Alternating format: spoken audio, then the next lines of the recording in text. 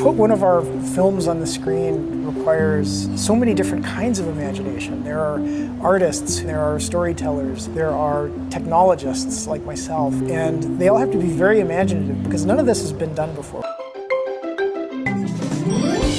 Disney's Planet Challenge is an environmental competition for 3rd through 8th graders. All across the country, students and teachers are digging into science, making hands-on discoveries, and inventing new projects to create a planet only they can imagine. Folsom, California, a city formed from the imaginations of American pioneers, has come a long way from the days of blacksmith, gold, and iron. Today, I visit Mr. Johnstone and his middle schoolers to see how they are using science and their imaginations to be the pioneers of our future cities. Disney Planet Challenge!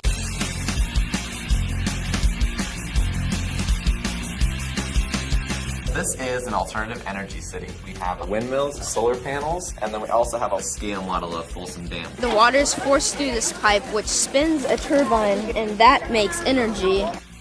We've gotten as high as 10 volts, so that's almost enough to start a car.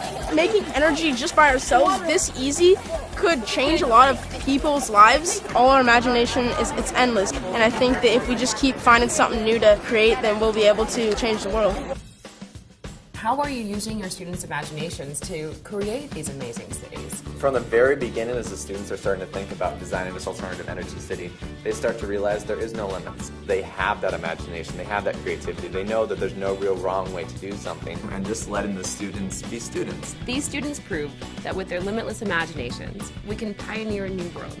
So I wanted to check in with pioneers of a different kind.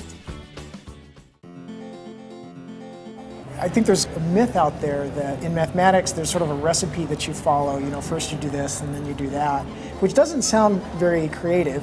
But the problems that we typically work on here are ones where there's nothing much to tap into other than imaginations. The imagination starts with, of course, the director and his vision for the film. Then there's the imagination of the artists designing the worlds and the looks of the characters. And then as technologists, we have to find ways of building tools to bring those worlds and those characters to life. I'm a director of photography for lighting. I have a shot from WALL-E up, so we're starting to build up this world, but there isn't a real sense of where any of the light is coming from or what time of day it is. You can't see WALL-E in here, he's actually down here, teeny tiny. We have all of these tricks that we learned over the course of WALL-E to make him show up. We hit him with some bright light, we give a very bright trail of dust behind him so you at very least see that he's there. Technology is a huge piece of this, but how do you and the rest of the team use your imaginations to create these great new worlds?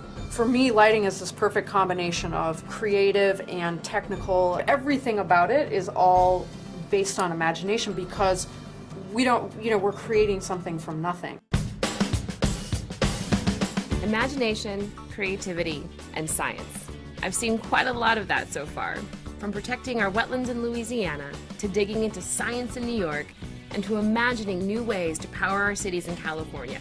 I cannot wait to see more of your projects as we near the end of this year's Disney Planet Challenge.